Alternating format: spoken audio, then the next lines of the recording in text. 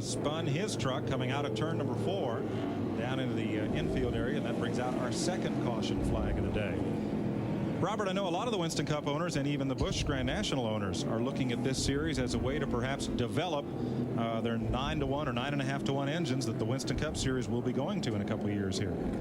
It's something we'll be running a year from now, so we really get our feet wet, get involved with it. Just something that'll help out the R&D program. You know that you have to go ahead and hit the racetrack with it, so it'll make you get your program up and running a little bit quicker, and plus it's fun to do. And yellow is coming out. Clark has stalled at the exit of the racetrack. There you see from Glenn Jarrett's pit camera that steep banking at turn number 2, and he cannot get up and over the hump and into the pit area. This Team ASE Ford truck. Tommy Archer of Archer Brothers Racing has joined us here in the booth. Prior to this, there. How long can Pirelli stay on the bottom like that without abusing his tires enough for Hornaday to get an advantage again? Well, I'm not sure. We got a truck here, number 54, spinning down here in turn 4 here, so I think there'd be It's a caution. Steve McEachran brings out the caution. You know, I think everybody thought there would be more super trucks this week, and indeed that was the hope. Some of the Ford teams are waiting for the new Ford front-end fiberglass and sheet metal design to be finalized before they get here, as we'll have another look at McEachran's spin. And Butch Stevens tells us he has 18 trucks back ordered that they are working hard to finish. Here comes Skinner on the bottom side, as you said. Oh, a little touch there, got him sideways. Hornaday made a great recovery there. That's the one place you can dump somebody in a minute. there's no doubt you hate to get hit in the left rear quarter panel going into the corner. And these are not dump trucks. White flag. One to go. White flag. Well, I know Hornaday's going, uh-oh. He's going to give it one more shot through 3 and 4, and we're just, you know, he's got a, he's got a little loose off 2 there. I don't believe he's going to be able to make a run at him. No, he's done a great job, there's no doubt. Checkered flag for P.J. Jones. Here comes the battle for second. Side camera there on Pirelli's truck. You can see Skinner just acting like, I don't see you. Oh, he knows he's there now. They touch. And here comes everybody. And around goes Craig Hewitson. Got tagged as everybody dusted through there, and it looks like who's going to come out with the lead but Sheriff Ron. Ron Hornaday and Toby Butler's moved into second. Oh, this is a shame here. Craig Hewitson out of Newport. They just get together. It looks like right there he went up just a little bit, got in the side of Skinner, and right here he really didn't mean to do it. You see he checked up. You see the 8 truck take a smack in the side there and go straight up towards the wall. Right here, they make contact. Ooh, little swerve there. What he did, he lost the back a little bit, Mike, and he corrected and got up into Skinner. They had touched earlier, first coming into the corner. It looked like Mike Skinner came down a little himself, and Legacy gets tipped into the wall after a brush with P.J. Jones. McEachran's car is a mess in the middle of the back straightaway. Yeah, there's a lot of damage to that truck. Right front, you can see is ripped off of this truck. They'll really have to work hard to get that truck back in action. Ooh, a little too hard in the corner. Truck comes around. Kerry Teague is very lucky there to get by on the outside. McEachran runs right into the back right rear corner on that truck and up into the wall. Well, I'll have a little cleanup to do for this one. Second caution of the day comes very quick. Walker Evans, the only Dodge truck in the field so far with 120 off-road championship victories. Checker. They do not end this race under yellow. Craig Hewitson could not fire his AC Delco truck and now gets restarted, back-headed around. What a great rule. I never have liked watching race in. Gary Ballou right there. Oh, they touched just a little bit, and around he goes. The hood was off. They worked on this truck earlier, folks. It didn't blow it off or anything. They took the hood off at halftime. Get your trigger finger ready, the one that holds it in the holster, and now let her rip, draw, and fire. 2 laps under green to decide it. Here goes Hornaday right to the bottom. Well, this is for the whole. Whoa! He got loose. I'm afraid that might have done it, but it's not over yet. Johnny Benson Jr. has moved and tried to take over 3rd spot at this moment. White flag. Time to get a last shot in. Skinner off turn 2, Hornaday second. The duel is for third. Last time around, out of turn 4, Benson sideways gives up third. Skinner wins it. Hornaday second, Corelli third, and Benson fourth. Boy, oh boy, you haven't seen the last of Mike Skinner. That's his first race that he's won, but he has been the dominant truck in all 3 races before this, so he is going to be a factor. Well, folks, we promised you a shootout, and there it was. So Skinner becomes the fastest gun in the West today. Of course, when they go to Phoenix, February 5th, the clock turns back to 0, and we'll have that one for you live on TNN. We'll go to victory. In the wall, Rick Corelli. Uh-oh. The car came down to the bottom of turn number 1, and then, as if he had a flat right front, just went straight up and in. One truck spins to avoid contact at turn 2. There's Corelli's truck limping along. Trouble on the right front. Corelli is okay. Bring that truck along to pit road for repairs. 3 laps. Top of the screen. Have a look, see what happens up here. Oh yeah, it looks like he got on the apron or something coming off turn 4. See the tire smoke off of there. Every truck coming out of that corner runs into this haze right here. The visibility is down to nothing, so it's just chain reaction. Everybody either locks the brakes up or runs in the back of somebody. You can see a little contact coming off there. Everybody was very lucky. Pulling 4. The Ortho lawn care truck goes around. So does Bill Slow Sedgwick. down, slow. Ooh, man, Walker Evans. Missed everybody. How? How did he do it? We have some damage to 3 trucks up there that I can see right now. That's 23 TJ Clark, the Automotive Service Excellence Ford. They did a neat Sedgwick, Bob Keselowski, and Steve McEachran. Well, it looks like Sedgwick and Butler may have made contact first, and then this is chain reaction. Everybody's trying to slow down. You see tag there, locking the brakes up, going down. Watch this truck go back up the racetrack. Now, from behind Rick Corelli's car, there's McEachran. Sliding through. Yeah, he goes back up the racetrack here. He's really lucky nobody wasn't shooting through that hole at that time. Luckily his tailgate wasn't down. Right, there's Walker Evans, who made an unbelievable move between crashed trucks. I don't know whether that's a good move or just out of control, wide open through there and made it. Looked like a good move to me. Trouble in turn 2. One truck around, and everybody scattered. Whoa, we have some more spinning just in front of there. Bill Sedgwick. We have 3 trucks involved. 37, Bob Strait. With 11 laps to go, 29, Keselowski. And Bill Sedgwick were the 3 trucks involved. You see the truck getting loose there. That's Bob Strait. Got loose right in front of my truck. Yeah. Mike Bliss got underneath that trouble there. A lot of them got by this wreck and started spinning on up the racetrack here.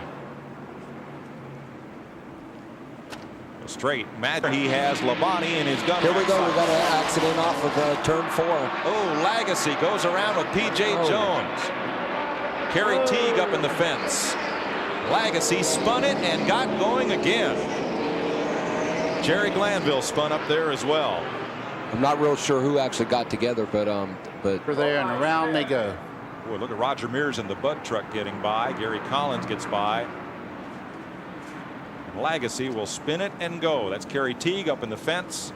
Jerry Glanville spinning the black truck. Lagacy got out of there. that was a wise move because Yes. there's lots of trucks coming. In a narrow part of the racetrack. Mike, just to let you know what happened to PJ there, he was making a... Jack Sprague has moved up to 6th.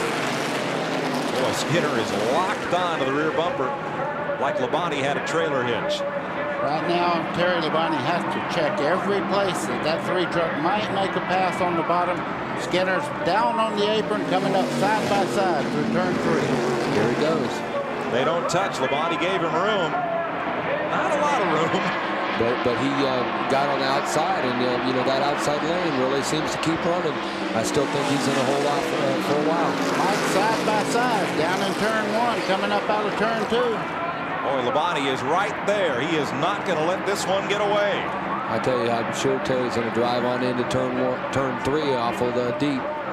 This is it. Skinner ekes out an advantage. Will Labonte cross and dive under?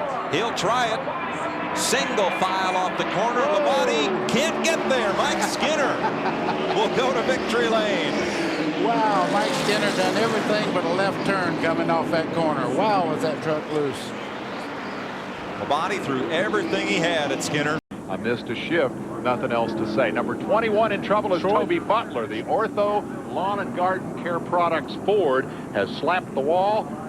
Gets her refired, but he's got big damage on the left front. He sure has. Them guys are going to have to really work hard to get the. Looks like the left rear quarter there is all up against the tire, and the left front's kind of beat in a little bit. He's moving though. He's going to do his best to get her rolling, and going to get a great paint job on that truck. And we're going to get a quick look at how it happened here. Let's see. It's hard to tell if he had any help there. You know, going off on these turns here, the trucks get awful loose, and if you just get a little tap and get a little help, you know, things are going to turn around on you. Toby Butler had an eye-opening experience at Phoenix, the opening race of this series. He finished 25th there. He drives for Jim Venable. Jim Venable is one of the guys who helped create this series. He's a legend in off-road racing. He's made a fortune flying airplanes, tanker planes that put out fires, basically, forest fires. He makes a lot of money here in California, obviously. Well, they went to Phoenix thinking, yeah, this is going to be a pretty big deal. Venable was involved in creating the series, designed the first Super here today. Looks like Butch got out of it pretty good shape. Not too bad a shape. The Ray Best is Ford Credit Ray Carpet Lease F-150. Looks like maybe, I don't know if Butch got help. He first guy we saw spun, so maybe he started it. Here they come. Arriving late on the scene is Gibson. Looked like he might have just been a victim of circumstances. Not much room to get through there. It's Jerry Churchill coming down to the bottom to miss him. Big Jer. You see those trucks running down the highway, say Churchill Trucking on the side? That's how Jerry pays for his race truck. Butch Miller took a shot at Winston Cup racing and told me a couple of 3 years ago, he said, you know, give me a shop full of aluminum and fiberglass and I can build a race car, but I just don't know how to put this steel stuff together. I can't run a welder, and he thinks maybe that was one of the problems in Winston Cup racing. Here's your running order. It is Ruttman leading Sedgwick. A lot of damage there on the 30 truck, Mark Gibson. Gibson's going to have a tough time. He'll be struggling. It looks like BB may call it a day here. So we'll take a quick break and come back with more of the action. As predicted, it's been a wild one so far, and we're just 76 laps into the 200. Be back.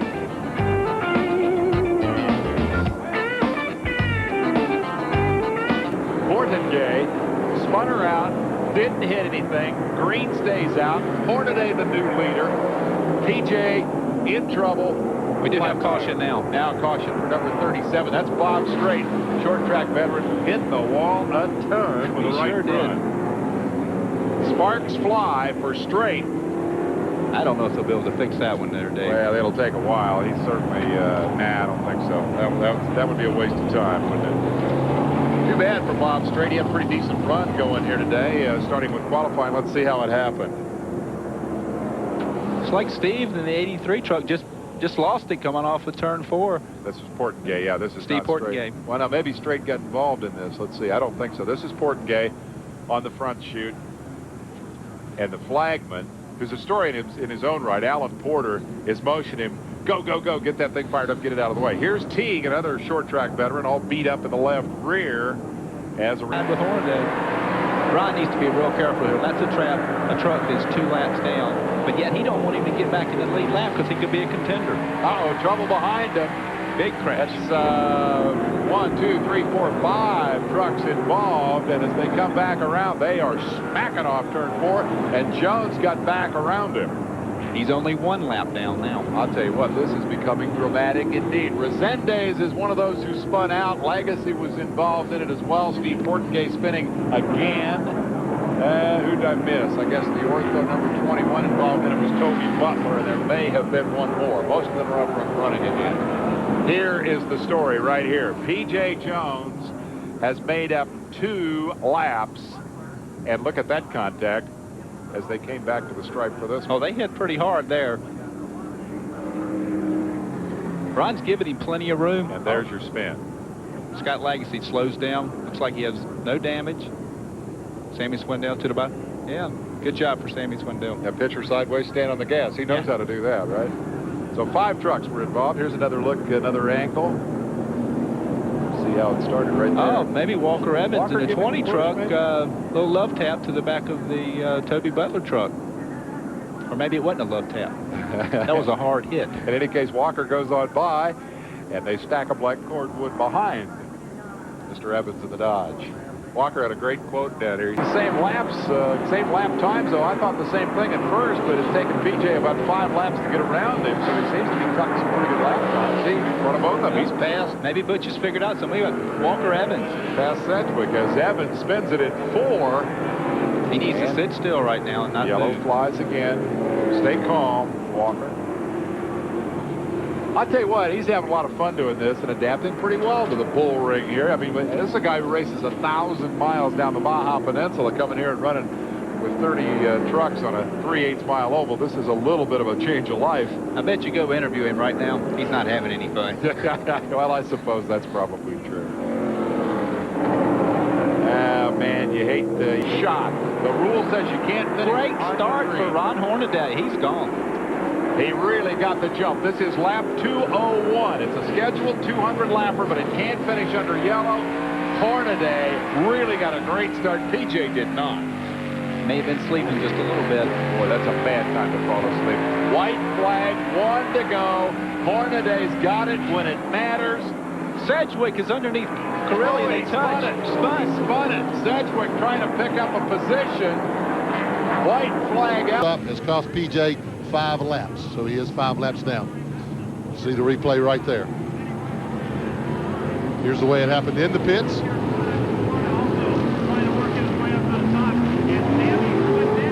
There, it looks primarily like just like sheet metal damage. Looks like a lot of sheet metal damage. You know, they just wanted to make sure and get that sheet metal off the tires. And, you know, he's 4 laps down. I watched him make up about 3 at Tucson, so I wouldn't doubt him anything at all yet. All right, we've got the top 10 after 45 laps. You see Mike Skinner, followed by Jeff Bodine, Butch Miller, Joe Ruttman, Ron Hornaday, and Rick Corelli. 7th is Bill Sedgwick, Butch Gilliland. Green flag racing, but we've got a huge spin and a truck going down the backstretch. That's Hornaday you see there backing out. After a spin, there was a lot of contact made there between Rick Corelli. I saw it from the in-car camera. We've got another truck that's smoking heavily coming down the front stretch. You see Hornaday there making his way around. He seems to be okay. Had a lot of fire under the P.J. Jones. And Kerry Teague moves up underneath him, and Ron came back across the racetrack right in Teague's path. They touched. You see P.J. Jones, and looks like P.J. got hit from behind again. Yeah, you can see, looked like maybe Butch Gilliland in the 06 truck might have made contact with P.J. Jones' truck. And he got in the back of Kerry Teague. There just was no... Bill Sedgwick, he didn't stay long in the pits. I'm going to tell you, that's a sign that they must have been pretty happy with that truck, because he showed up way before the time limit was up, and now you see the rest of them starting to get in line. You know, he'd kind of been hanging there 5th through 6th, though it'd be interesting to see what they do this second segment. I had him in 5th position. And you know, Glenn, I don't envy these teams' positions. You know, if on the Winston Cup cars, if we make a change at the halfway point and it's the wrong way, we got trouble over in turn 4. Scott Lagasse involved there. Car number 14 also looks like truck number 81. I said car, that's truck number 81. And coming off the corner, it looks like Glanville got tagged. Oh yeah, you see Swindell's already spun around back there. Oh, that's John Kinder. Swindell comes in later with P.J. Jones. Boy, that was really a mix-up there. Really hard to say what happened there first, whether it was Kinder or whether it was Jerry Glanville that got loose, and of course it was just the domino effect from there. Yeah, everybody trying to put the brakes on, come to a stop, and some did faster than others. Therefore, they ran into the back of them. You see Jerry Glanville, he really was loose, having a lot of trouble holding the truck down. Oh! Mike Skinner cuts down in front of Jerry Glanville and gets tagged. The leader goes spinning.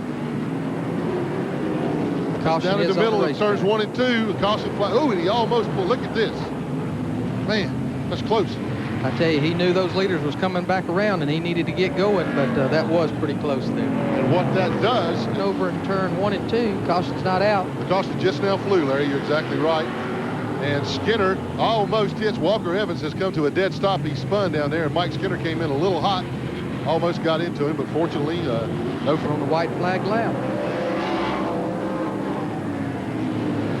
And Ken Schrader comes by. Checkered flag has waved. Ken Schrader has won. Jeff Bodine second. We'll be back to talk to the winner and get his thoughts right after. In it. Legacy goes down to the inside. So Poncho and Walker Evans make contact, our first contact of the day. This is the 80th of 125 laps. Walker Evans is able to get it restarted and stays out with damage only to the right front of his Dodge. Let's check the right side of your frame on the screen here. You'll see the smoke begin. Poncho Carter is already sideways, locks up all the tires on the Super Truck. A cloud of dust. Walker Evans just had no place to go. It's as if he locked up the binders and was actually sliding into Poncho because there was no hard contact there. Going high would have been the answer, but he couldn't get that high fast enough. So Walker Evans now with place, and Ron Hornaday Jr. takes round number 4 of the NASCAR Super Trucks.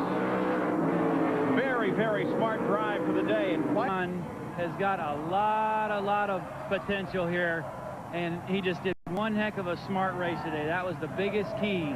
And I talked to him every lap, and he was nice and smooth. We worked together, and I can't say much. You know, Action Collectibles is on the truck, and I'm happy for Fred, and just looking forward to it. All right, let's let him get to victory lane. Back up to you guys. Hey, Phil, he's already there. He did a spin backwards coming off of 4 and backed it into the winner's circle. Ron Hornaday Jr. definitely a showman. We'll be back. He didn't really hit anything. There was a tire right down there at the end of the wall. He spun down just front bit, but no damage to the truck. He did lose a lap. He's going to try to get it back right there. We'll have to see if NASCAR lets him get away with that. First caution of the evening here in Portland, Oregon. We're at lap 7 of 200 as the spotters and crew chief talk strategy. A couple more trucks fly through there. Jerry Teague and John Kinder. Teague goes sliding through the grass. Kinder gets by on the outside. Right now, doesn't look to be any serious damage to anybody. Don't know if there was contact. The black mark on his left rear corner of the bumper. But there, down in the grass, is Poncho Carter. I saw that Jerry Teague. That is Poncho Carter, and that's not where you want to see Poncho. Second caution period of the evening. Going to push him back out. Let's show you what happened here.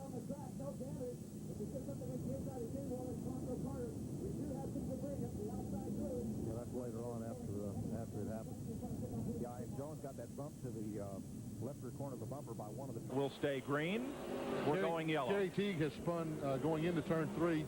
Damage to the left front of Scott Lagasse. He and Kerry Teague may have gotten together, and all of that was residual from the 10-truck Woolridge being sent sideways by somebody wanting to get by the lapped machine. What a mess Lagasse's truck is as it comes down the front straightaway. Kerry Teague's truck has stopped still. They're coming down the back straightaway, and they just got hooked. Button past them both. Spin front straightaway. Kinder. Caution.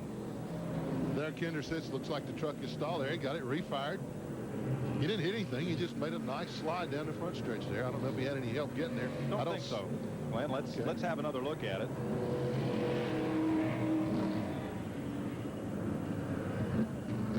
No, he just crossed it up coming off the corner. Nobody touched him. Locked it up and held it. Kept it off of those tires. It's a good thing he's going to get fresh tires here. So P.J. Jones again. Oh, and the tailgate gets taken off P.J. Jones' truck. Clobbered. Yeah, he did right there. And I thought everybody had missed him. Jerry Glanville, trailing the play, was the second truck to get him. You know, that looks mostly like cosmetic sheet metal damage, though. He's able to pull away. Yes, but Glenn, the rear spoiler is attached to that tailgate piece, and without a rear spoiler, it's going to be very tough to make that truck handle. Well, I think it probably will be. Caution out of lap 103. Now, there's Sprague, who we were watching. Around goes Woolridge. Now, PJ's okay right here. He just keeps backing down the racetrack. Oh, that's where the worst of it came through. Once Jerry Churchill clobbers him, but really not a direct hit to the chassis. Most of it's just to the corner of the truck. That's right. I'm corrected. Jerry Glanville missed him. He was not involved in the contact. Was the black truck, was that Bob Straight? We'll have a look. Somebody's got to have. And you see the truck just get out of shape. He got up in the loose stuff just a little bit, Sammy did. Spun it all the way around. Did a good job of getting the truck back down to watch Steve Portengate come. He goes through the mud a little bit, but he missed everything. Give an attaboy to Jack Sprague for missing that one. Yep. There you see Swindell's truck. Well, that flat turn. In fact, he told me that the fourth turn there felt like it was almost off camber. Sliding and spinning, Wayne Jacks climbs the tires and goes over in turn 1. Comes to rest on his side. Glenn, there were 3 wide battling down the front straightaway, and Jack's car got tipped sideways. When he got the truck straightened out, it headed right for the pile of tires that line the inside of the quarter-mile track here. It climbed the tires, did a Bigfoot-style jump 30 feet in the air, and came down. You see, he's already hit the tire. You see the tire there, right at the bottom of your screen. That's what he hit that catapulted him up in the air. Look how gently the thing just set right over on its side. I can't believe that it didn't. He's out. He's climbed out of the truck. That's what that cheer is all about. There's Wayne Jacks. Looks like he might have got just a little bit scrambled in that one. But he is okay. Good. Little contact. Just a little nudge there. Oh, and he runs in the grass, and there they go to the Blackberries. He ran Ron right down on the grass. There was nowhere else to go. Tried to close the door on him, but Ron was already up too far on him. Caution waves. Are the trucks still on the racetrack, or are they in the pucker bushes? I think they just went off on the edge of the grass before you get to the bush. That's an expensive battle, or expensive thing to happen to both of them, because they had 5th and 6th nailed down. Ron make the move already up beside of him. Jack is trying to move down on the racetrack to protect his position. I don't think it's anybody's fault. I think it's just racing. I mean, Hornaday had a right to be on, to make the move, and Jack thought he could close him off. Look at Jack stop right before he hit the bushes there. Jack did not leave Hornaday much pavement on the inside. No, and it got Ron's left front tire down on the grass. You can see the truck. Yep. It upset the truck. Got him to spinning a little bit. Ron was trying to turn it away. He actually broke loose before he ever made contact with the 31 truck spray. With the suspension upset, Mike Skinner. Looks like Skinner's going to pretty much go home unmolested. As I said, nobody's made a move on him all night. Butch Miller's got 2 last shots at Joe Ruttman off of, and there you see Bliss trying to put the move on Toby Butler. Looking high on the outside, back straightaway, final time. Butch is trying him on the outside, Mike. Butch Miller goes to work, feints high, looks low, comes up high again. It'll be single file, no change of position. Skinner wins it. Ruttman is second. Toby Butler is third. We'll be right back. This is the inspiration behind Goodyear's newest AquaTread, the all-new Wrangler AquaTread for light trucks and sport utilities. In the middle of turns 1 and 2, that's Sedgwick. He spun down in the grass, hasn't hit anything yet. The caution is out. Let's see if he can get the truck refired. He's trying right now. Oh, yeah. And he does. He pulls away. He will stay on the lead lap. The field comes by and takes the caution. So, another close call for Sedgwick there. He worked so hard to get back on the lead lap. He didn't want to give it away that way. Let's take a look and see exactly what happened to Bill Sedgwick. You see the traffic there. And up at the top part of the screen, he was up on the outer portion of the racetrack. Couldn't tell if he got some help there or what, but the truck got away from him, spun around. As I said, nobody hit him. He hit nothing, so just a harmless spin right now for Bill Sedgwick. He was pretty lucky. It's a little shorter for you here. Let me on by here. Yeah, and the truck he's catching there is pouring some smoke out. Yep, see a little smoker there. But Hornaday comes off the corner. Down the front straightaway he comes. Smooth sailing in the checkered flag for Ron Hornaday, 3rd time this year. Led almost from start to finish. Gave up the lead just a couple of laps for Joe Ruttman. There you see his wife giving a celebratory hug to one of the crew members there. Great job by Ron Hornaday. We'll be back to talk to the winner. When we come back, we'll give you the full field rundown. For cylinder caution, let's get on to our own mudslide slim, Ralph Shaheen. This is one truck that wishes it had 4-wheel drive right now, Mike. You can see Kerry Teague is wedged down in the ravine here. There's a drainage pipe here, and there's a bit of a little creek through here, and Kerry is just down in it. And it's going to take them a minute to get the truck out of here. I had a chance to lean in and ask Kerry if he was all right. He's fine. He's just sitting there waiting to get... Middle of 1 and 2. Now he's coming off at 2. Got the left side tires down in the grass, had it back out, and it turned sideways. Had water on the tires, and it turned sideways. There, he's plowing some mud. Folks, you ever been stuck in the snow or the mud? That's exactly what Kerry Teague is feeling right now. And he's probably saying the same things you say when you get stuck. But it's nice knowing that your truck will stick up there. Oh, Hornaday's around. And what a great look at him save it. All right, what a great job. Is this guy Dale Earnhardt's protege or what? Mike, when he had it sideways right in front of his here to start finish line, I knew he was going to turn that truck around and save it. What a talent. There was no contact initially between he and Rick Corelli. Hornaday's truck, put me down for a dollar, just got loose, started to go around. Corelli was right there. Around he went and kept on going. Here we go on the replay. Let's take a look. And you see him start up off the corner there. Right there, the truck turned sideways. As you said, no contact. Then Corelli couldn't avoid it.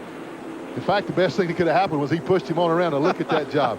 Kept right on going and only fell back to 7th position. Rack up the tape of Earnhardt at Martinsville early in the race when Kenny Wallace got into him last September. It looked just about like that. Well, look at this. He's got it right there. Toby Butler in 6th goes by him. That's all he did was fall.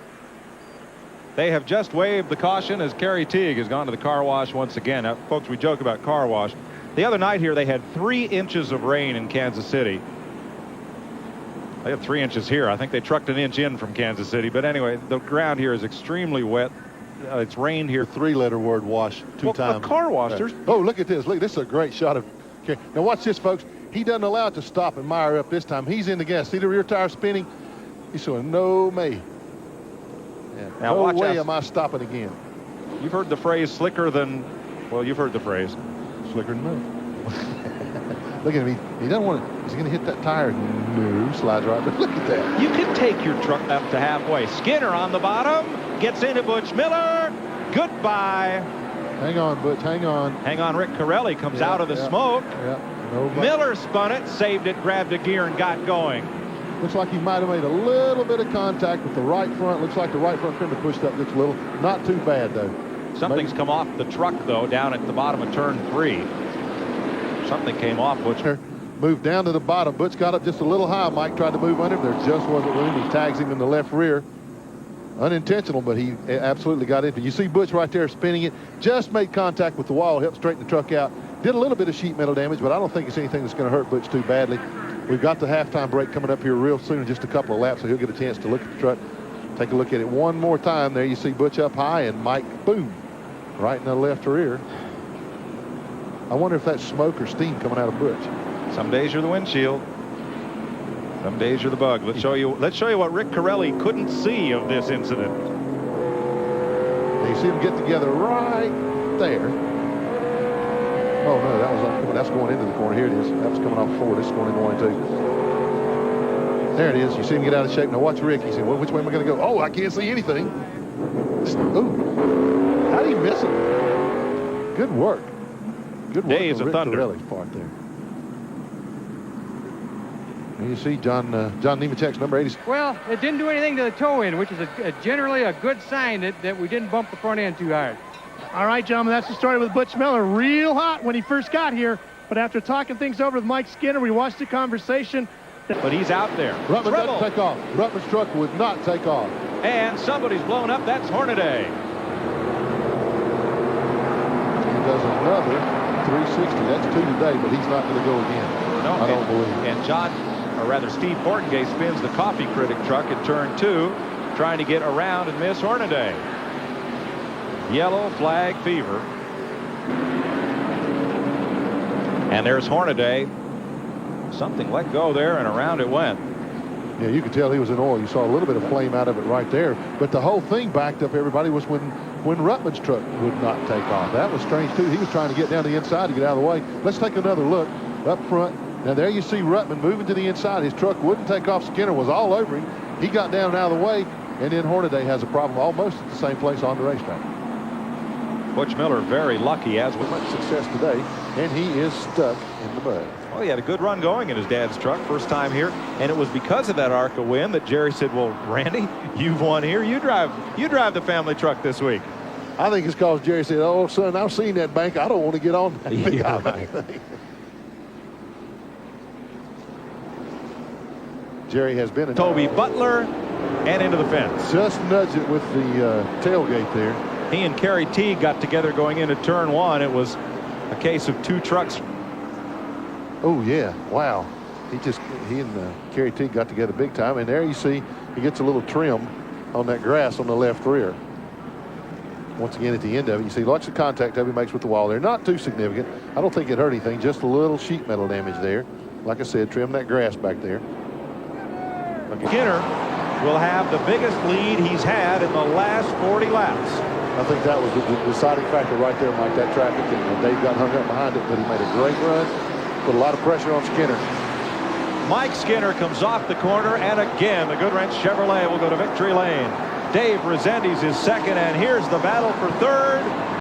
There we see Sprague lose control momentarily, and the lead goes to Joe Ruttman in the 84 trying to spin. Sprague spinning around. He got touched by Butler, and that may create chaos. Hornaday made contact with the 24 truck. Big trouble early, big tangle. This is one of the things everybody was concerned about. There is Sprague's truck. He sort of started it, but I think he had a nudge from Toby Butler. We'll get a look at that in the replay. And then behind them, it got tough for a lot of people, including Hornaday. First caution of the day, sparks from Sprague's truck, torn up sheet metal on the Chevy, and a big disappointment for a guy who got to start up front here. Huge disappointment leading the race. Here we see the 31 truck. Sprague, he's trying to get by Nemechek. He loses control momentarily. Ruttman goes by in the 84. When he goes by, we see Sprague come down trying to close the spot. Butler makes contact, and there we see the Skinner go by, and here's the 24 Heat Legacy and the 16. See the contact that they made. Legacy just trying to get out of the way and pulled right down into Hornaday. No fault there. Another look at it. It all started when Sprague's car pushed up the 12-degree banking. And there's another crash. There's Portingay, and the 83 truck goes around some contact. I didn't see who the contact was with. Bob Strait. And here's another crash. And is that the coach back there behind him? I'll tell you, we've got torn up vehicles everywhere here. Man. Let's go down to Marty Reed. Well, Mike Skinner had to make a stop. He's back out. They had to pull some of the... Now he's thinking careful and cautious, but look who's coming. And we see the 21 truck, Toby Butler, and we see Hornaday. The tire has gone flat. He's lost the air in it. The right front tire is flat on the 16 truck. This is a result of crash damage, but right fronts are going to be a tough... Oh, he makes contact with Keselowski as he goes by. And cost him a potential win this week, collision, and then tire damage. There's the contact right there. We see Keselowski in the 29 truck almost lose control. That's the Winnebago Dodge. Exactly. Didn't know whose truck it borrowed. The borrowed spare. He hooked up with Roland Veronica. They're doing great things. Look out. Around goes Legacy and smacks the wall while everybody else miss him. 81 also involved Jerry Glanville. It was his contact with Swindell as they met at the pit road in practice that put Swindell out of the thing. So and Legacy trying to get his truck going. Look out, guys. Leave a hole in there. They're going to both get going. Well, it has been wild. It will get wilder. That's Bliss in front of them back out. I think we'll get another look at how this developed. From the in-car camera, it looks like the Legacy just spun, and Coach Glanville spun to dodge him. Never watch the guy crash, right? No, never watch a guy just look straight ahead and hit the gas. If you watch him go, you're going to go right where he went. It's some sort of a physics thing. He might have been on the outside of the 11 truck. That might, John Kinder, that might have been the contact that Legacy made with the DuPont. He was on the... Thus far. Look out, Skinner will be coming. We probably ought to give the Joe Ruttman owners the no fear. And what Kindler goes around right in front of all the traffic. And the 38 truck, the borrowed truck, has made contact with the inside retaining wall. Well, Sammy's going to have to get the phone number of the guy they borrowed that truck don't do it now, Sammy. Oh, Ruttman missed him. Swindell decided it was time to get her back underway. Take another look at how this one started. There we see Kinder coming off the corner, just loses control. Now there is the 38. That's Sammy Swindell. He tries to dodge him. When he does, he spins down to the inside retaining wall. Worth pointing out that the entrance to turn 4 is downhill, off camber. And now this is Nemechek, squirrely and loose. And the spin, I think, is going to happen in front of him, isn't it? Yeah, it is. Looks like he spun out, but I think he might have saved it. He's got a flat tire. That's his problem. He has a flat tire. Ah, that'll do it to you. So the onboard look at Nemechek's truck as he'll be going in for service. Wow, this has been wild. Left rear appears to be the culprit right there on the Burger King machine. Meet his goal of being in a... Oh, and we see Cedric go around, do a 360 now. Put in gear. Come on, Bill. Go. That's it. No caution. As good a crew chief as he is a driver. It's a fascinating story here behind Sedgwick. Started out as the jack man for old Herschel McGriff, and then got in a race car. The first race he won, he moved Herschel out of the way, bumped him, went by, and won it. Here's what happened to him here. I think this is one of those by-yourself spins you were talking about. It looks that way. See, I'm telling you, it's difficult to ride around here and not spin out by yourself. He goes around, but does a great job. 360, puts it in first gear and says, okay, back racing again.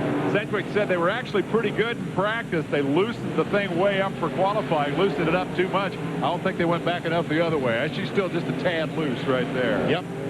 No caution out for Sedgwick, but he has managed to keep that truck relatively The leader spin, and Skinner goes by and takes the lead. Never see the leader, Hornaday, and the leader. Corelli was and the Hornaday, leader. yes. And Hornaday got involved in it. The lap truck owned by Earnhardt, and at the end of the here to be coming back to life. Here's how it started. Some contact between Hornaday and the 16 and the 6 of Corelli. Right in front of all the traffic. Corelli goes around. The lead disappears. More contact behind him. Hornaday's not getting refunded. The caution is out. The caution flag waves. I'll be darned. He gathered it up and kept going, but they do throw the caution. That'll erase Skinner's lead. Marty Reed. One good. Everybody else is getting in one a little better than us, and that's evidently it must be a little loose right there, because all it takes is just a you have come on, just. This is the replay. That's Bliss we're listening to, and that's the hit that they were talking about from Corelli, and they agreed that it wasn't enough of a hit to spin him around. The truck's too loose. There's a pretty tight little battle going on. And Coach Clem and P.J. Jones makes some contact with him, and the caution flag is out. P.J. spins. He has a right rear flat on that truck after he made contact with Coach Glanville. He can't get her reined in, I'll tell you what. He's beat the right side of it all up as a result, and this is going to make a whole new deal out of it. Skinner's lead will be erased. Corelli has one of the trucks in front of him. Contact between the 81 and Ruttman goes by, and we see the right rear make some contact with the P.J. Jones in that Sears Diehard truck. Ruttman was lucky because he didn't get involved in it. That spin by Glanville just about took out second and third place. Ruttman got by, P.J. didn't. So, and the 31 of Sprague in the wall.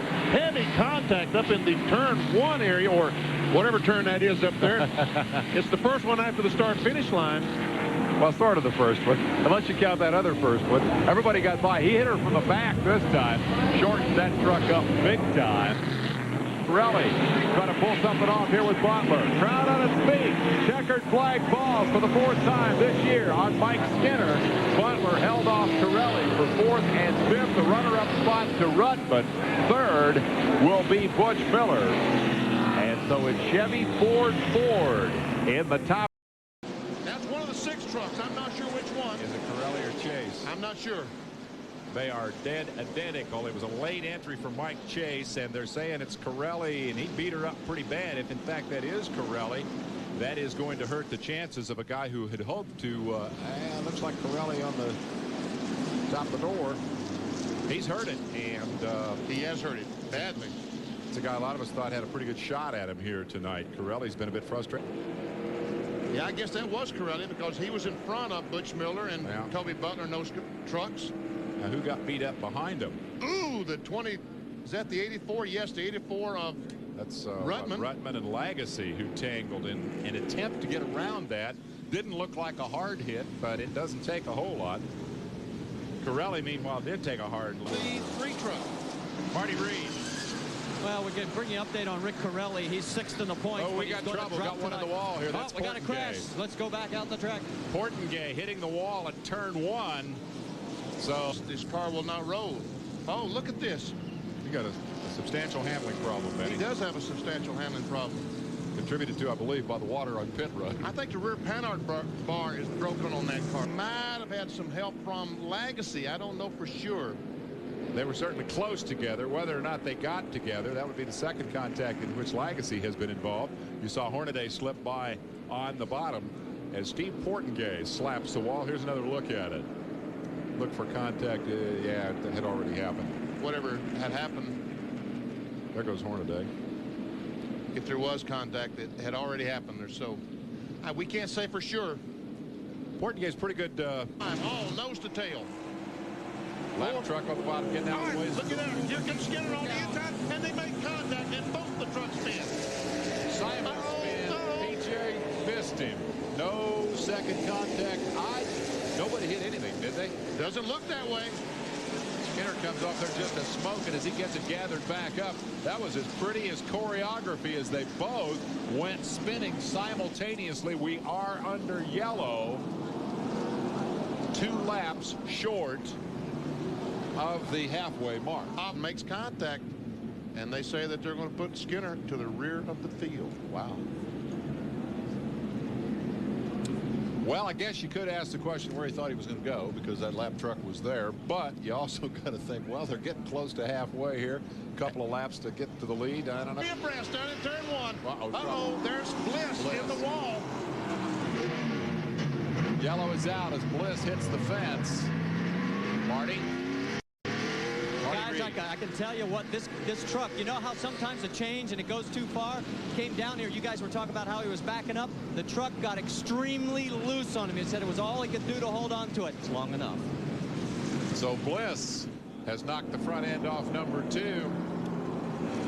Truck had gone loose. They changed the shock trying to fix it. Apparently the ortho number 21 has spun. He was 4th. Trying to get it started. He does get it started. And up the left rear, Butler was involved in the 3-way battle, which actually I guess has become a 4 and 5 truck battle for second place. All this happening right behind Bill. Let's see if we can sort out how it happened here. What's going in the corner all by himself. Gets in the corner, the back end goes around, goes up, bam, smacks the wall. And as he comes off the wall, truck drivers did a great job in missing him. Just a little out of shape as he comes off 4, gives Ruttman the chance to go on the inside. Joe takes advantage and watches. He smokes that left front. Wow, that's the brakes. He hit the brakes so hard that he locked up the left front, but he's on the inside of Butch Miller, takes the spot, and holds on to the victory. For the 5th time in a row. Butch Ready to happen. Green is down. Oh, we've got one turn and they came down. Caslow caught up in that one. And Jerry Glanville's number 81, the 3rd vehicle, coming down for the start. It began with a crash. A couple of trucks got banged together up there in the middle of the pack, and then in the back of the pack it really got wild. 6 trucks in all were involved in that first crash before they even got to the start-finish line. Well, the truck has already spun up into the high groove. Steve Portengay in the number 83. And he's back out going again now, but I don't know how much damage he has to the other side. Oh, we've got an accident here. Yeah, he got into that 83 and took him out of there. And everybody. Wow. Oh, my gosh. No caution yet. They're going to see if he can get going. They got it cranked. So and there's no caution out. Man, what a great job of driving by both of those guys and not really cause a major wreck. And by everybody behind them. That cost Hornaday 2 positions as both Dennis Setzer and Mike Skinner got by. 25 to go and they come by this time. Down to the last 25 miles. I tell you what, this is unbelievable. The Sears Die-Hard truck of P.J. Jones was not even in this race 10 laps ago. He has come out of nowhere, and I mean, he is flying. Take a look at Ron Hornaday's view of that incident up there in turns 3 and 4, folks. You see the coffee critic truck on his outside. What happens? The 83 holds him down. Hornaday's getting loose and gets up into him. Just enough to spin him around. What happens, you go into these corners side by side, you got to give that guy room on the inside. You can't hold him down because that'll allow him, he'll just slide up and hit you a little bit. First, and the truck brake slides out. He gets loose. And here comes Skinner back on the inside. Every time he gets in front, Ned, something happens. I don't know if when you mentioned earlier that a truck gets up behind you, it takes a little air off the spoiler. If that got him loose going in there, I don't know. But he's on the final lap. He's got one more shot, and doesn't look like a good one. He's too far back now. I tell you what, something could have happened. He's dropped back awfully far, but I'll tell you what, give it to Dennis Setzer. What a great, hard job of driving. Tremendous race also for third. Going into turn 3 as Rick Corelli gets on the inside of the car number 16 as we watch these leaders. 30 closing. Here's Corelli going at it with Hornaday in the final moments. They're coming down to the line. At the stripe, give the win to truck number 3. Across the line, it will be Skinner, followed by Setzer, Hornaday, and then Corelli. It doesn't get any better than that. Wow. Standing ovation all around this racetrack. Riverside, California, looping his machine. T.J. Clark has spun around as well in truck number 23. Chandler, Arizona driver down on the inside of the track. So that gets us to the 4th caution of the afternoon. Caution number 4. 17 laps thus far of the 85 run have been under yellow. Everybody rights themselves and ready to come on again. One thing about it, you see some damage to the 10 truck on the left rear fender, but on a track this side there, as Glanville gets into the 23 of Clark, T.J. Clark, as they all were slowing down because of the Swindell truck down on the inside, and they went in there 3 and 4 abreast, and there just was not enough room for all of them. Second time that the 23 has done a 360 out here today. 5th caution of the first 100 laps. And you can see a little, as to go into there, you see the Swindell truck down on the inside, and there you can see the 81 of Glanville getting into the T.J. Clark number 23, and around he goes. And we'll take a look from the inside Dennis Setzer's truck. Right up in front of him, he sees it happening. You see what happened there? Glanville saw the truck. Once he got on the inside, he saw the 38 truck of Swindell sitting down on the inside. And he said, I got to move up the racetrack a little bit. Or keeps it up there. Sedgwick right down the middle. Here comes Skinner. Hit number 3. Skinner trying to get... Hornaday hits Sedgwick and spins him around. 23 almost collects him. Then Clark, he spins. He keeps going. No flag. Yeah, flag is out now. Now there's a yellow just coming on. Wow. What action. That's fun. Where he was in the middle for a moment, and then, yeah, he went up into Hornaday just a little bit, and you're right, Dick Bergman. When he got up into him, he lost it. Ron Hornaday really had nothing to do with that spin, and around he went. But he's still in 6th place, so he didn't lose a whole lot. And the way he was running, he can get right back into this thing. Hey. Caution is on the speedway at lap 189. Rick Corelli will stay in the lead lap. He just got a little tap from P.J. Jones going into turn 3 up on some traffic. The T.J. Clark truck there with a lot of smoke coming from it. Butch goes inside it. Here comes Skinner comes from the inside. Here's Skinner down on the inside, charging for the finish. He puts the fender right in the door of Butch Miller. Here they come out of 4, side by side, to the line. I think you can give it to Miller. I think it's Miller. Boy, but I think it's Miller by 2 inches as Skinner waited the time and tried to pace himself for a perfect shot. Pulled up, it may have been an inch or 2 short. Boy, it was close. Stay on short track, and too close to call. Let's see how that one came out. It looks like Coopersville, Michigan native Butch Miller has finally pulled it off as he came. Spun out or got lost or something, because they hadn't heard a word from him. He was just very deep in the field. Also, Scott Lagacy looks like he had another problem. He's even further back than Sedgwick. Glenn, we've got a real problem. Kerry Teague's truck is still stopped on the course, and a little fire's broken out behind the truck. That's the reason for the caution. It is so hot here, and the ground is so dry, and you put a hot racing vehicle on some of that tinder dry grass, and that's a recipe. And right across the corner, spinning into the outside, into the grass. You know, Rick, I believe he knew he had a problem. You saw him motioning for that truck to go on the other side of him. He had just spun out a lap or 2 ago. Maybe he had flat spotted the tires, but he really took a hard lick there, as you can see. We didn't see that happen first time around, so now I understand why he was slow to unbuckle and get out of the truck, because he did hit backwards on the front part of the truck there.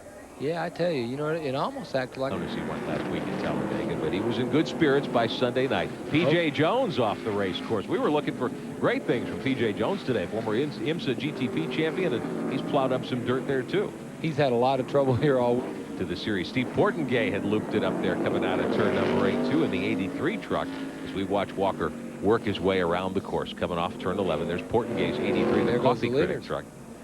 There went the leaders right there. Yeah, leaders are coming back around to put another lap on the board. This will be lap 46, and it's still Hornaday and Ruttman running 1 and 2 as we watch Portengay get pointed in the right direction in truck number 83. Good battle here. If we could show you the battle for third, Todd Bodine still behind Tommy Archer and Portengay. Here's Butler, one truck.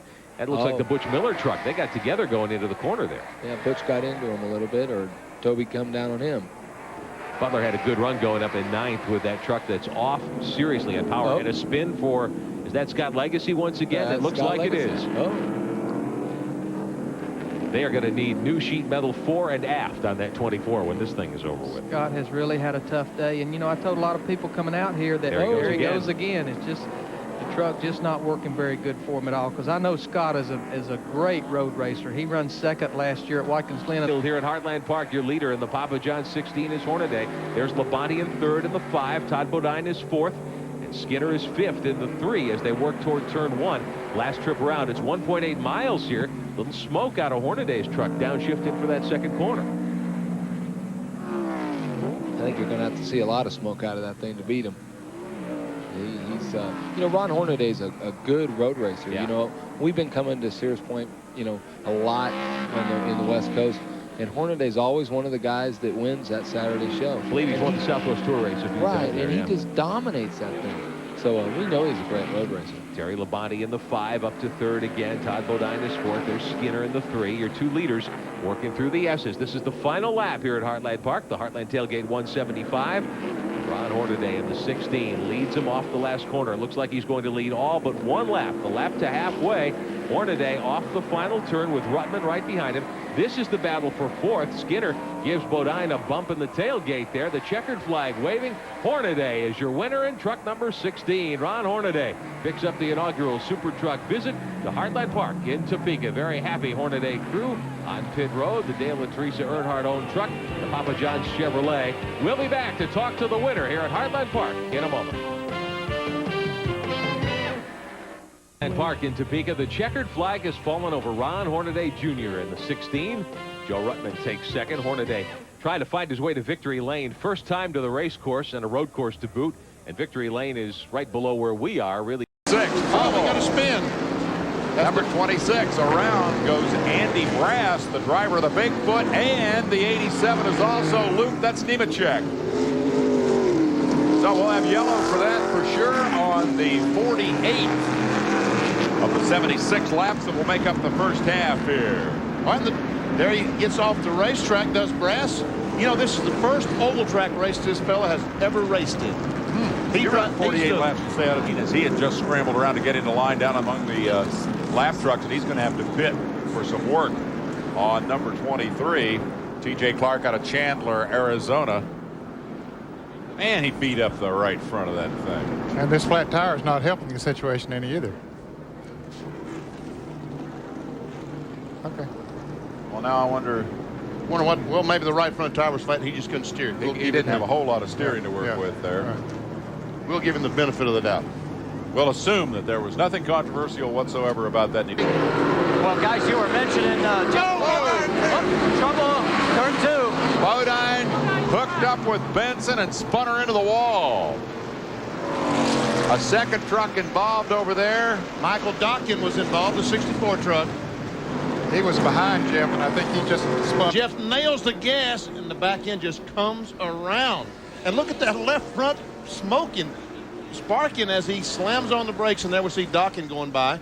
Yeah, he did hit Jeff a little bit and spun him on around, and that caused Dockin to spin as well. Here it is again. You can see Jeff down on the inside, and as Benny said, when he got on the gas, the back end just broke loose with him, and around he went. That is, we got one more look at this, don't we? Because this is how it looked. Benson's on truck camera. Here comes Jeff. He's leaning up against that tailgate. He nails the gas. Someplace right now we're going to nail the gas, and around he goes. What a great shot. Isn't that pretty?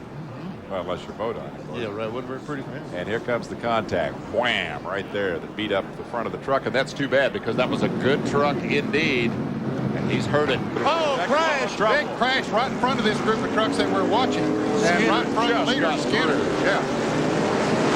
Portengay is the 83, all beat up there in the smoke. They can't see a whole lot better on the racetrack than you can at home. Skinner got through that by the skin of his teeth. But there are some beat-up trucks out there, including Brevac, who got into it big time. That's him sparking up on the outside. There's Portengay. Looks like he got the worst of it. More smoke than damage. Go down and nail the gas, and he just nails the gas and tries to make the thing do a 360, but it does, and it goes up and bangs the wall. I'm thinking Skinner got touched in the back. He got to the brakes, and I think he may have gotten touched from behind. Doubt that would be significant with 8 laps to go, but one never knows. Peter Gammons, do bear with us. Baseball tonight, fans. Yes, it's coming. Peter's a patient fellow, and I'm sure is watching the race anyway. Let's take another look at this and see if we can figure out whether Skinner got tapped here, right? Right in the middle of all that smoke. If he did, it was by Bill Sedgwick, the 75 truck. It would not have been much of a hit. No, I don't think it was very hard. He's got the gloves off. The battle is for second, back through about 9th position, and it is a melee. Wow! Spins right in front of him, and everybody missed him. And so the dash to the checkered flag. And they spin and wreck up there again. Wrecked up at 3 and 4. Skinner takes the checkered flag. St. Amant wrecking down the back stretch, and 2 or 3 more of them tangled up in turn numbers. Wow, what a finish. Skinner has won it. And that's about 1/10 of the story. Here comes number 30 by. We'll have to get the finish position sorted out when this is over. He may have fallen as far as 6th for Dennis Setzer.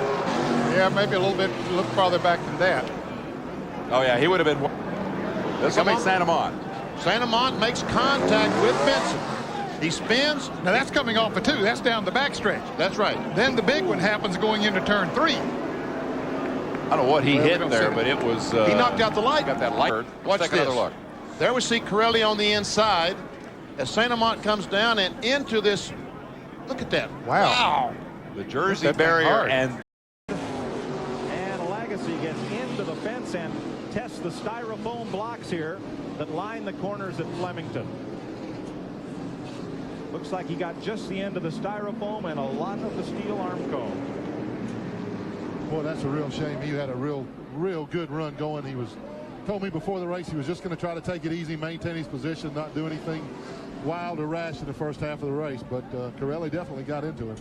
Doug, tell us what these foam blocks, and you see just above the roof of that truck, there's some of the damage on the front of Scott Lagasse. How have the foam blocks changed racing here? This is such a fast race. Going into 3, got just a little bit high.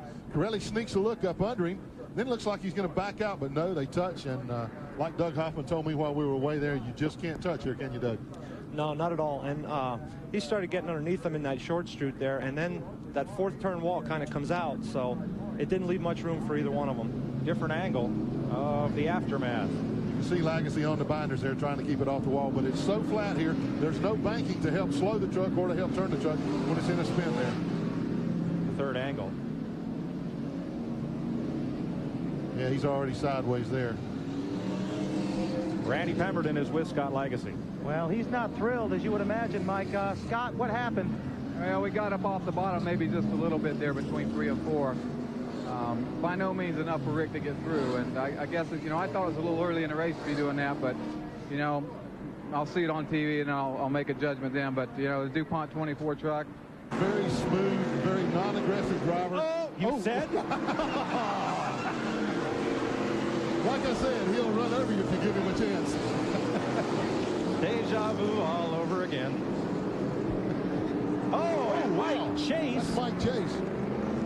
Went into the wall hard on the front straightaway. And really killed the left front corner of the number 1 truck. Not sure what happened to Chase. Used to racing at a place like this. How do you approach that situation differently, either truck? Well, it's tough. I mean, you just can't bump here. I mean, that was just, I don't even know if they even hit, but he just got a little bit sideways, and that's it down here. The momentum just takes you around. Now there is Chase. You see Chase gets hit from behind. He's trying to control the truck. It's completely out of control now. Watch it as it goes to the inside, hits that barrier, goes airborne. He did a lot of damage to the left front of that truck, Mike. Got nudged from behind and just never could get the handle on it. I think that was Bob Strait. There's Ernie Irvin. Talking it over. Take it 3 wide. That did not work for the number 2 Ultra truck. Oh, boy. Portengate got into Butler. And 65, Ken Allen gets hard into the nose of Steve Portengate's coffee critic, number 83. Traffic backed up. You see some fluid on the track there left from Ken Allen's truck, too.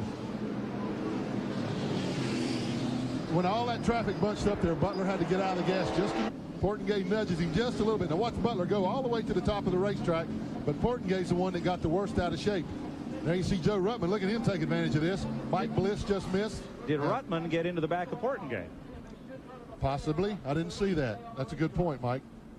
Well, you're good at this. Here we can see it. No, he's up. He was up behind Toby. Yeah, he was too high. Yeah, boy, he does a great job right here, or somebody does it for him. Well, one of the problems here is if you lift real hard going into a turn, the truck will just loosen right up. Yeah. And again, that's where you're driving straight into the sun.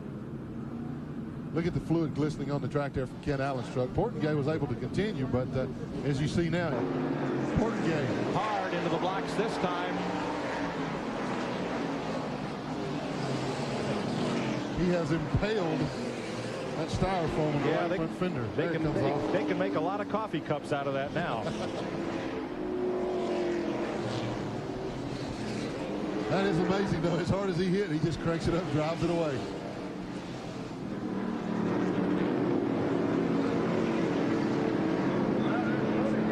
Steve Portengate out of Ukiah, California, brings out the 7th caution here at Let's lap take a look 81. at it here.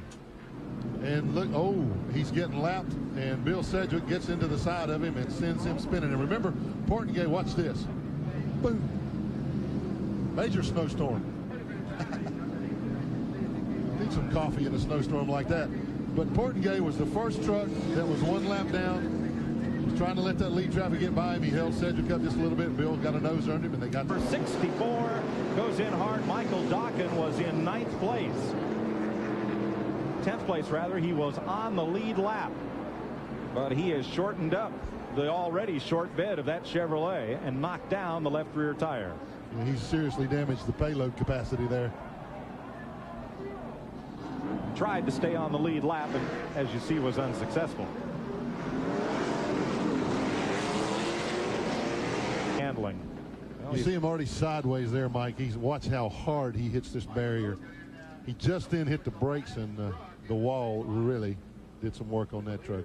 Styrofoam or not, that was going to do some damage as fast as he was going when he hit that thing. But I'm really impressed. Gets a gear. Get going, John. Come on, John.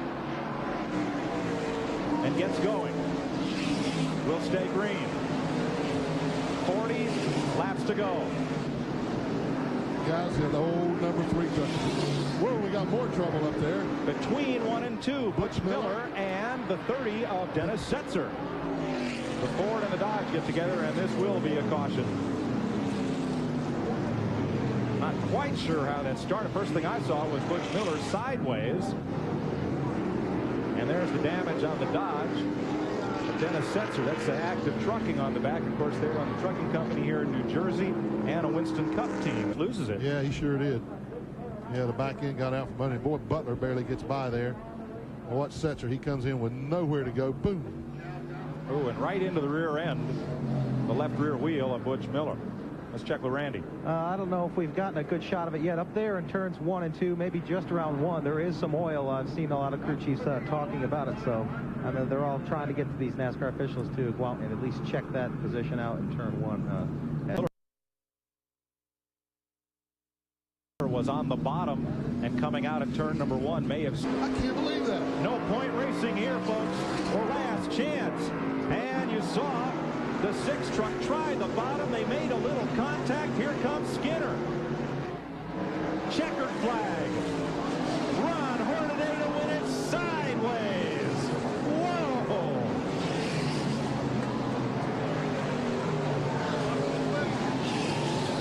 Boy, they love their stock car racing here in New Jersey, and they gotta love super truck racing. What a finish. That is amazing. Ron Hornaday has got to be one of the smartest drivers in any form of racing right now. He saw a hole, he took advantage of it, and look what it did for him. That was so good, we got to show it to you again, but... And they go 3 wide right from the get-go as Labonte, the pole sitter, takes them down.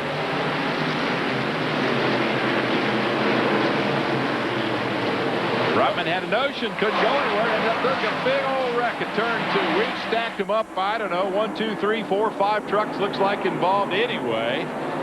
There's the coach, he's in it. Toby Butler got tangled up. And looks like they're all moving. That kind of started about the middle of the pack, and from the middle on back, it was just a jam scene. Who else got tangled up in that? Looked like Chad Little maybe in his very first truck start. There's some damage to the 25 of Kenny Schrader. Jack Sprague. Oh, there we get some. Butch Miller tags Jack Sprague, and Butch just gets a little bit of damage. The 24 of Lagus is involved, and then we see Toby Butler in the 21 truck, and Coach Glanville in the 81 stops, and that 11 is Chad Little's also. For the rest of this year, we got another spinner. Looks like, is that the coach? Put in gear. Well, there's 2 of them down there, as a matter of fact. Find a cog there somewhere. That's T.J. Clark in the 23, and the yellow is waving.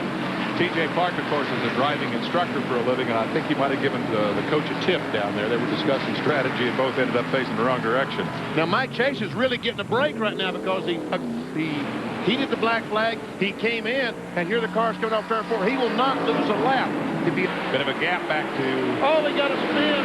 Pointing gate right in front of the field. And the 34, Bree back is spun. To miss what he thought was going to be.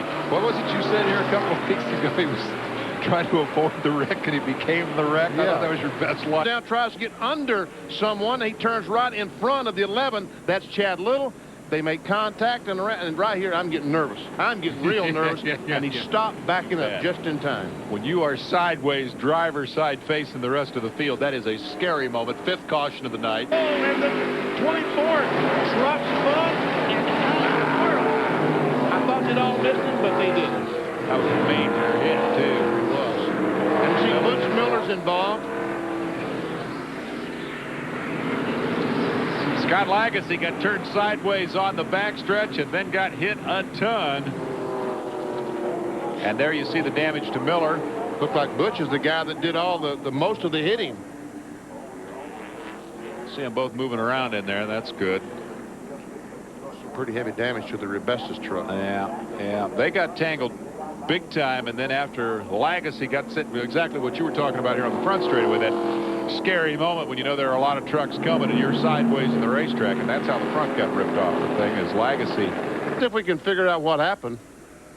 There we see Lagasse makes contact. He comes down and spins. The 30 truck goes on the inside, just misses him. And look at all that traffic behind that goes by with Sprague. Almost made it. And the Walker Evans comes along, hits him, and boom, into him goes the 98 of Butch Miller. Here's the impact from Walker Evans. Picked that truck right up off the ground. Well, I'll tell you what, Scott Lagasse's neck is going to be sore tomorrow. We see the gasoline coming out, so... Second record. Number 65 would be Kenny Allen, who had taken pretty good care of that truck all night. Now, Kenny, don't back up in front of somebody now. He'd gotten a lap down in 24th spot, was pretty much stayed out of trouble until he brought out the 7th caution of the night. And we can see some pretty heavy damage to the front of that truck. On second, we see Rodney Combs, that's the green car, and he goes up and just gets a little bit of a tap from Bill Sedgwick. And Sedgwick goes down and just... underneath him, that was close. I guess he caught the nose of the truck as he went by. And right there is the contact that sends the 3rd-ranked trucker in the series backward into the turn 2 wall. And there really, I don't think there's any damage to the truck other than the fact that he had to stop and knock the sheet metal off the tire. And, you know, that puts him at the back of the field, and now he's like 50 better than that. Oh, and they go up the hill a little bit, but Jets will give some room coming off. Here they come, and Skinner's right back there. Skinner sitting back there saying, boys, don't wreck the run and take me out, beat me a hole. Here they come to the checkered flag. Who's it going to be? I think it may be 2 points to call. It is Bobby.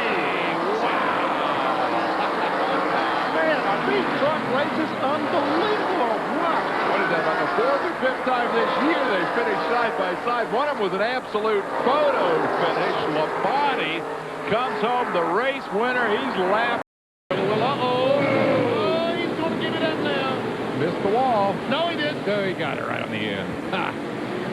What a bummer. Well, the caution is out. Just what we talked about.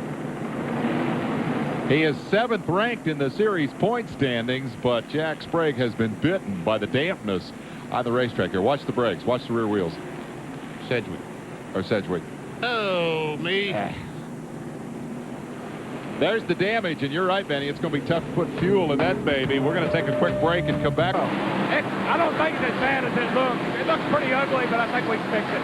And Michael Ducking goes around, and so far everyone has missed it. Don't throw it down the race. Put the brakes on.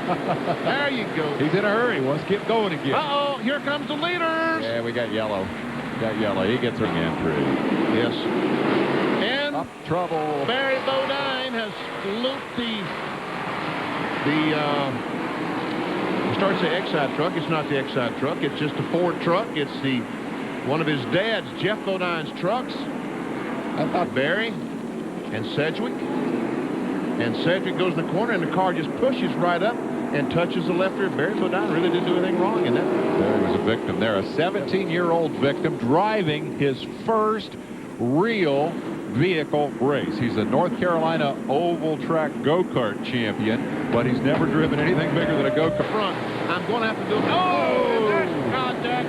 And Schrader on the outside. No place to go. That's a bad gamble, as it turned out. He saw Butler working well. Schrader decided to go up there. Butler got stuffed in the wall, and Schrader drilled him. So we're under yellow again. It's the 5th caution in just 38 laps. Man, there's some heavy damage to that ortho truck. Yeah, it doesn't look good, does it? No, that right rear is not in the position it's supposed to be in. Let's check out and see. There's Strait and Butler. They come off the corner. And I think Butler's going to get it. I mean, Straight's going to get it sideways. He does. Strait got just a little bit sideways. When he turned it back to correct it, he runs into the side of Butler and just kind of knocked the wheel straight. He hit the left front wheel and knocked the wheel straight. Normally that damage would not be that bad. See, when he straightened it out, he just catches that left front.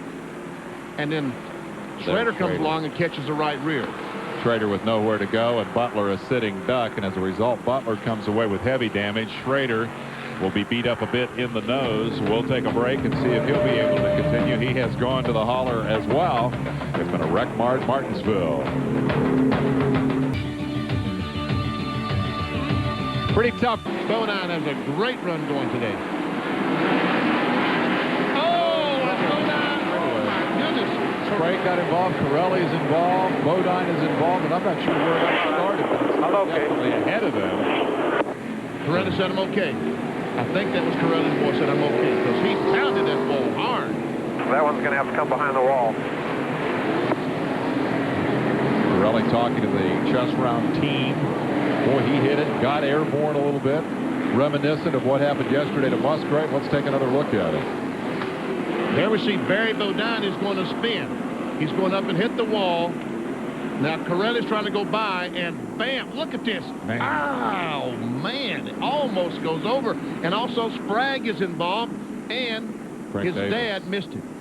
Jeff Bodine, I believe, is going to be able to stop in time. Let's one more look. But the trouble is in front of him. Yes. Corelli sees it. Whack. That's a hard hit.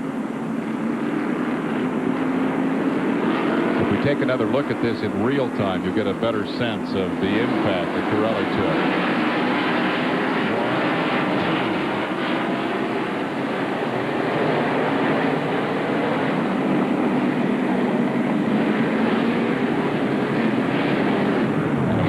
He radioed back to the crew, I'm okay. Review is what he saw and heard. Wow. Yeah. And here's how the crash happened. Ever see Massey coming off, just gets on the gas a little too hard, spins. Clark goes by, but Davis comes along and in the middle of that smoke, runs into it. Almost got it stopped. He probably had no idea anyone was there until he hit something.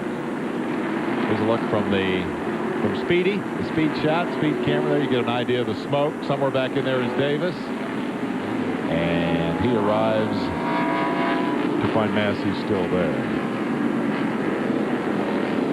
It's a fan cam angle. Just the exit throttle was the whole problem. A little too much throttle. My question is, do we have any replays on who was in front the lap preceding, the 7 or the 84? And Bodine's got to be thinking, what's Hornaday going to do? Oh, there he comes along. Side contact. Bodine spins. And they both spin. And here comes Skinner Rutman. kept it.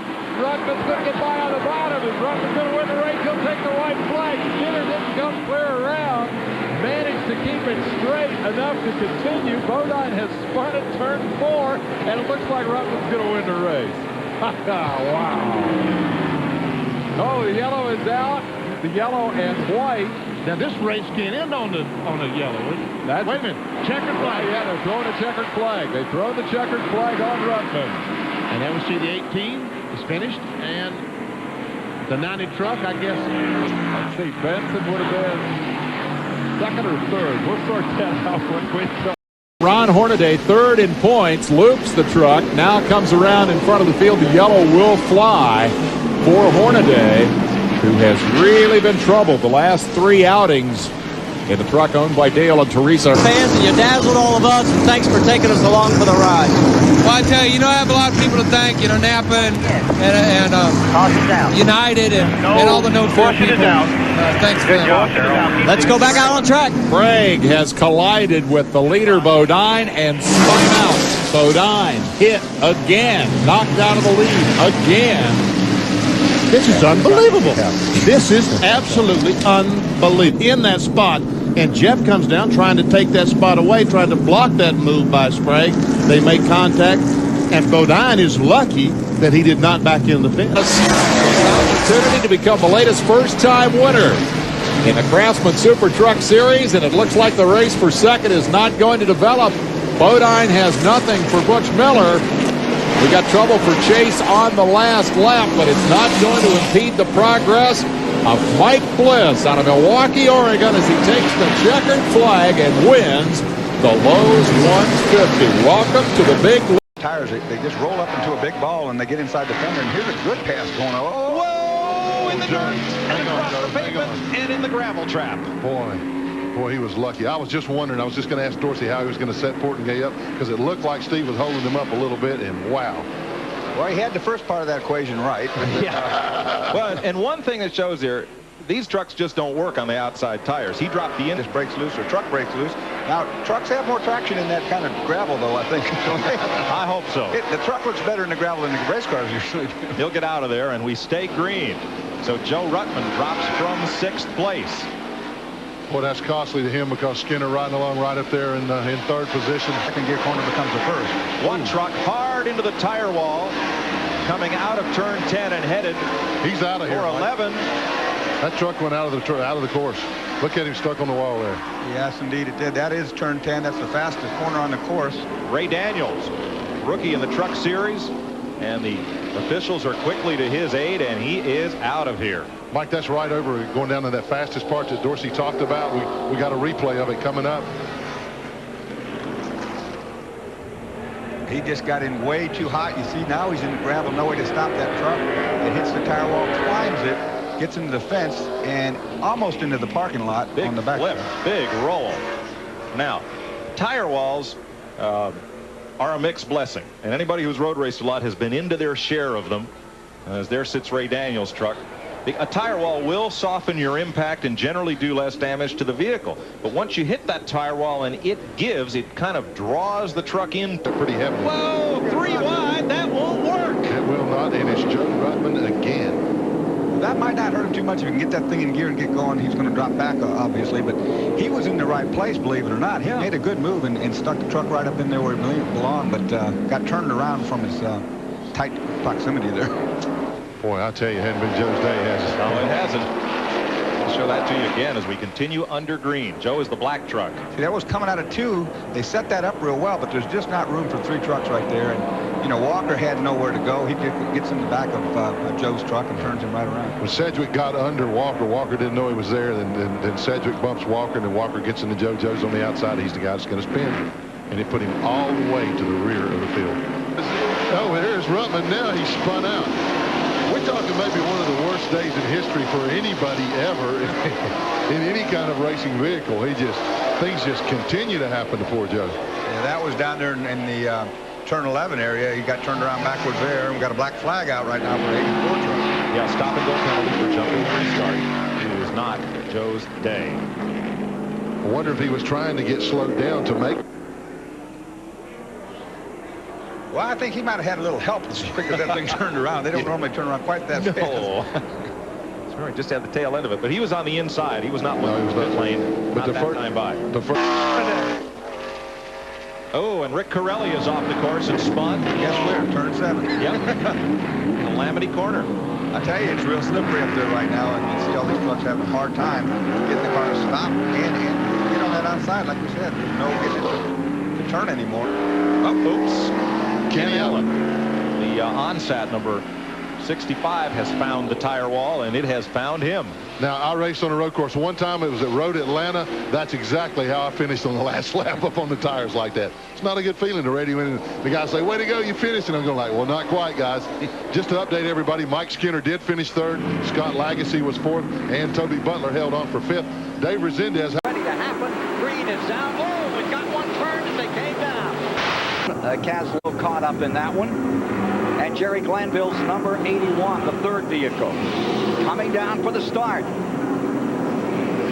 It began with a crash. A couple of trucks got banged together up there in the middle of the pack, and then in the back of the pack, it really got wild. 6 trucks in all were involved in that first crash before they even got to the start-finish line. Well, the truck has already spun up into the high groove. Steve Fortingay in the number 83. And he's back out going again now, but I don't know how much damage he has to the other side. Oh, we've got an accident here. Yeah, he got into that 83 and took him out of there. And everybody. Wow. Oh, my gosh. No caution yet. They're going to see if he can get going. They got it cranked. So and there's no caution out. Man, what a great job of driving by both of those guys and not really cause a major wreck. And by everybody behind them. That cost Hornaday 2 positions as both Dennis Setzer and Mike Skinner got by. 25 to go and they come by this time. Down to the last 25 miles. I tell you what, this is unbelievable. The Sears Die-Hard truck of P.J. Jones was not even in this race 10 laps ago. He has come out of nowhere, and I mean, he is flying. Take a look at Ron Hornaday's view of that incident up there in turns 3 and 4, folks. You see the coffee critic truck on his outside. What happens? The 83 holds him down. Hornaday's getting loose and gets up into him. Just enough to spin him around. What happens, you go into these corners side by side, you got to give that guy room on the inside. You can't hold him down because that'll allow him, he'll just slide up and hit you a little bit. First, and the truck brake slides out. He gets loose. And here comes Skinner back on the inside. Every time he gets in front, Ned, something happens. I don't know if when you mentioned earlier that a truck gets up behind you, it takes a little air off the spoiler. If that got him loose going in there, I don't know. But he's on the final lap. He's got one more shot and doesn't look like a good one. He's too far back now. I tell you what, something could have happened. He's dropped back awfully far, but I'll tell you what, give it to Dennis Setzer. What a great, hard job of driving. Tremendous race also for 3rd. Going into turn 3 as Rick Corelli gets on the inside of the car number 16 as we watch these leaders. 30 closing. Here's Corelli going at it with Hornaday in the final moments. They're coming down to the line. At the stripe, give the win to truck number 3. Across the line, it will be Skinner, followed by Setzer, Hornaday, and then Corelli. It doesn't get any better than that. Wow. Standing ovation all around this racetrack. Story to tell. I think so. Well, short day. For Momota, 1 lap will go back to racing. You know, Darrell, you were just saying on the break there that how much going in the corner, how fast you're running here. Yeah. Most people don't realize you're running over. There's oil everywhere. Nobody knows it. Ernie's, yeah, he got it wound up. It may not be over. Oh, that's Bill Venturini. Here's another one. Here's another one. Walker Evans. See, if you don't know it's there, you come in there hot and get up high and into the wall you go. Now, he's just laying down oil right there. Now here comes these guys. They hit the oil and away they go. Well, David Smith put a lot of oil down, and the thing he did, he went up the racetrack, and when you get in that oil, you follow that oil trail right to the wall. There's the 89. That truck's owned by John Redding Sr. His son drove it earlier in the season, and pass along our condolences to John. His wife Rosemary passed away a week ago. Venturini being helped from his leader, Ernie Irvin second. There's Borneman's car. $1. Is that his car? That's it. That's $1. Another $1 for the Snell Foundation. Here's what happened. See Bodine there on the right rear corner. Looks like he might have touched him, maybe not. I don't know. That's awful close to call. Well, I know that Jeff ran up onto the back of the 08 truck getting in the turn over there. Now, whether he bumped him or not, I couldn't really say about that. It looked clean back there to me. Not much damage if he did. No. To the back of his truck. Thank you, Darrell. Now, as and your other brother, Darrell. As you hard up off the shoulder. White flag. So Mike Skinner is 1 lap away from the inaugural Super Truck by Craftsman Series championship. The journeyman driver from California who moved east, swept the shop at Richard Petty's, had a couple of pickup rides, started a few Winston Cup races, took a long time for him to get his career on track. He rented some equipment from Richard Childress. Childress kept an eye on him, liked what he saw, named Skinner to drive his super truck, and as he takes the checkered flag, Mike Skinner is the first Super Truck by Craftsman Series champion, wins the battle and the war. Ernie Irvin comes home a couple of tenths of a second behind in second place. Well, folks, I always say, how do you win a championship? What would you do? What would you do? That's what you're supposed to do right there. You start up front, you run up front, you stay up front, and you win the race. This guy, I saw him win the pole in the Busch races. 95. So just wanted to see how that wall felt out there. Brush it off. Skinner there. And here comes Irvin. I think they both hit it. I think they both touched the wall. I'm pretty sure Bodine creased it. Coming down, checkers about to fly. The NASCAR Super Trucks coming to the line. They're going to open their season on this 1.5 miles. That's the word we get. And here comes Skinner trying to push him out. Crowd is on their feet and screaming. To the stripe, Jeff Bodine, Skinner, Ernie Irvin, Miller, Jimmy Hensley, Rick Corelli across the stripe. Hey, that was fun. John Nemechek finished himself 7th. We'll take a break and be back with some closing thoughts this afternoon from the great Homestead Motorsports Complex.